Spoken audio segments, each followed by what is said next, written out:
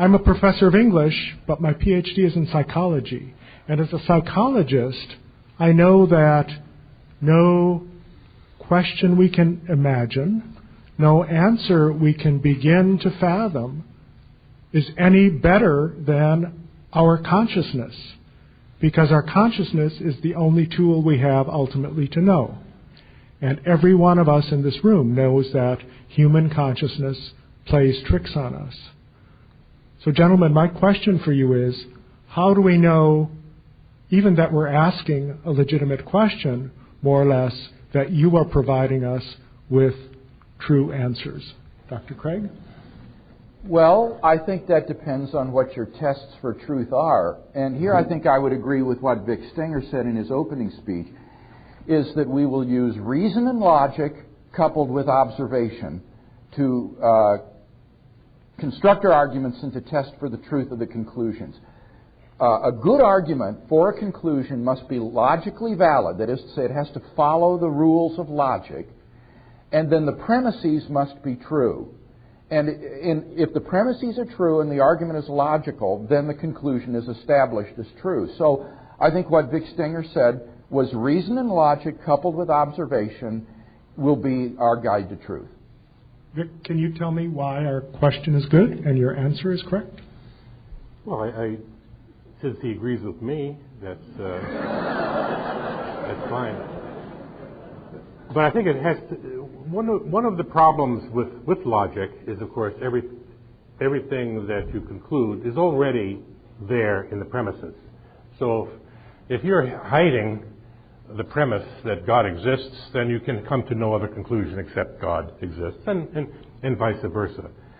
And that's why we've come in science to rely on empirical facts, and in particular the ability of the theories that we developed to make some kind of prediction, provide some kind of observation that could be testable. This is why I tried to provide two such ones, the case of revelation and the case of prayer.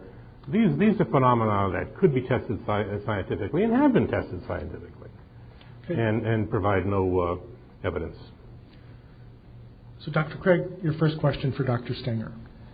Well, it's difficult to know where to begin. I guess let's start with your arguments against God's existence, which you claim attain to certainty.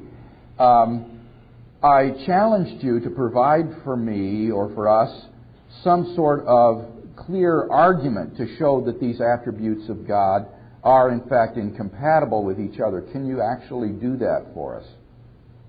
Well, because you made assertions that they weren't, that I think were equally filled out in any kind of detail.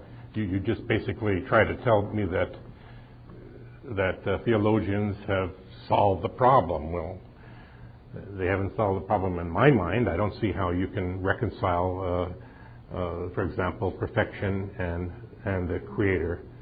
And there have been any number of other All right, well, give me the that. argument for that, to show that perfection and being a creator are logically incompatible with each other. Well, if you're perfect, if God is perfect, then He has no needs or wants. A creator creates the universe for a divine purpose. That implies that He has something that He doesn't want. Okay, I would disagree with that premise. Okay. I suggested that the reason He could create wouldn't be for any sort of a divine need or a lack, but rather it would be for the benefit of the creature. Could we pause here and go back to our originally agreed upon format? Dr. Stenger, do you have a question for Dr. Craig? Okay. All right.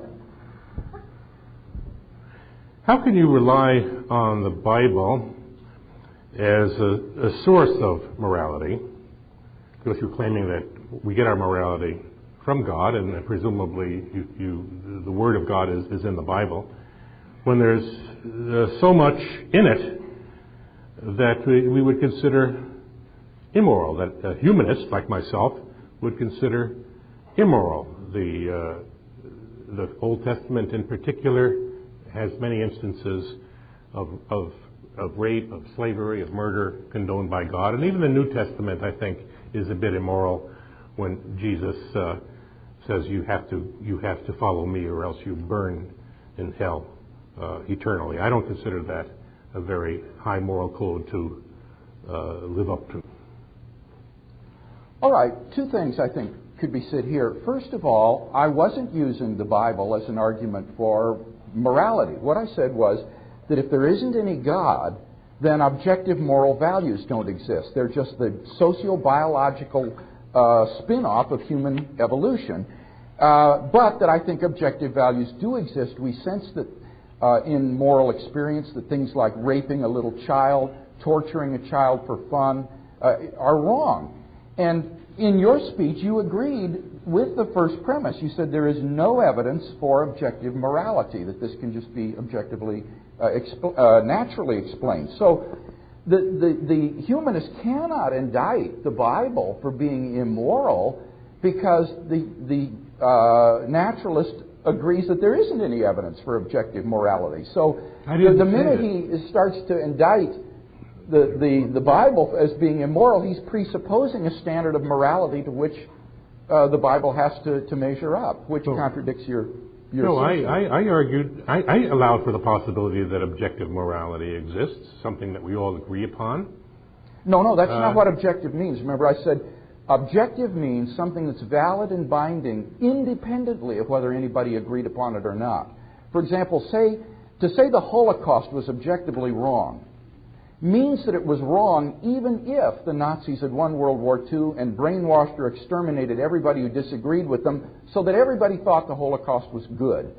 To say the Holocaust is objectively wrong means that it's wrong independently of whether anybody thinks so or not. And I think many theists and atheists agree that without God, then morality isn't objective in that way, and I thought that's what you were agreeing in your speech. I just don't see where in any way or form, or anything you said, requires that God is necessary for objective morality. Even if objective morality exists, I don't see why it can't be something that's developed through the evolution of the human species. Well, very simply... Pause again. Well, Dr. Stenger, do you have a question for Dr. Craig? Okay. Is there any kind of evidence? I mean, you are a Christian, and you work very hard to show that the Christian God is compatible with logic and with observation. I was just wondering if there was any evidence that would cause you to change your mind. If there's like I've given one example of something that would convince me, such as the Bible or some other revealed source had come up with something that was testable. I think that I could come around to believe. What about something that would cause you to change your view on belief? I think that the tack that you took in your arguments was a good one, that if you could show that the attributes of God are in fact self-contradictory, you're absolutely right, then such a being doesn't exist. Or if you could show that God cannot have morally sufficient reasons for permitting the suffering in the world, I'd have to give up belief in God. So I think that those arguments are on the right track. I just don't think they're successful arguments. If you could show me that Jesus of Nazareth didn't rise from the dead, if archaeologists found, the bone box of Jesus, then one would have to give up being a Christian. So Christianity or Christian theism is very much, it gets its hands dirty in the world. It's not a religion that is ethereal and removed from falsification in the world. God's fingerprints are all over this universe, I think. And if you could show, for example, that his attributes are self-contradictory, or that he couldn't have reasons for permitting evil, or that Jesus didn't rise from the dead, you'd have to give up Christian theism.